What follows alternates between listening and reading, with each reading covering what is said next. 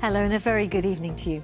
We start tonight with a family now calling for tighter regulation of dockless e-bikes. Celebrity chef Aldo Zilli shared how his 84-year-old mother-in-law suffered life-changing injuries after an e-bike collision.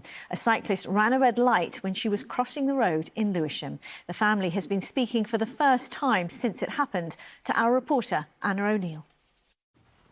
For 84-year-old Maureen Welsh, life has changed completely since October last year when she was knocked down by someone on a Lime bike in Lewisham.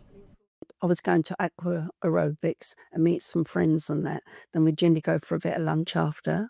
Previously fit and active, Maureen's life is now mainly confined to home, which has been specially adapted for the now disabled pensioner.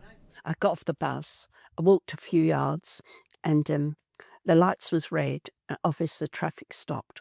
I managed to walk a few steps and all of a sudden this bike come in between the buses and went straight into me and knocked me over. Maureen suffered a broken leg which required surgery and 5 weeks in hospital. Her daughter is struggling to come to terms with what has happened.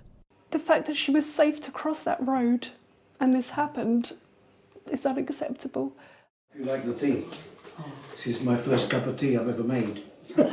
Her son-in-law is the celebrity chef Aldo Zilli, who used to take Maureen to Italy every year. For now, that's out of the question.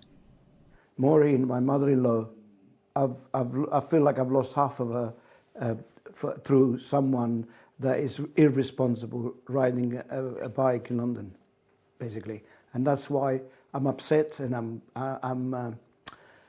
I want to take it forward. I want to take it further, to be honest. What does taking it further look like then, Aldo, for you? Well, I want to go and meet the mayor.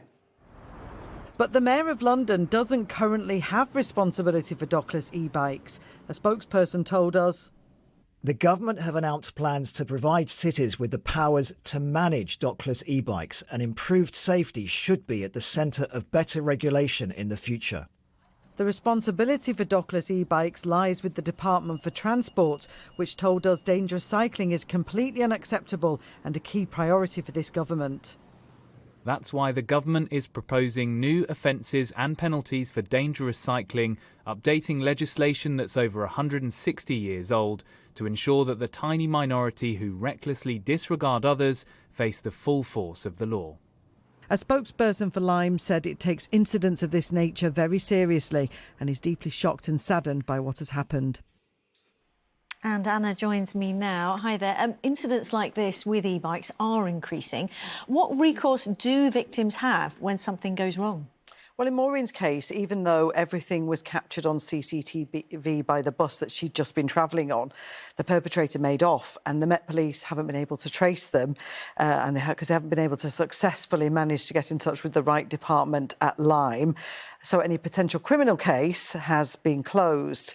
Lime told us the Met hadn't used the correct secure portal to report the incident. So you can see if it's difficult for them to get in touch with each other, how difficult it might be for the ordinary person.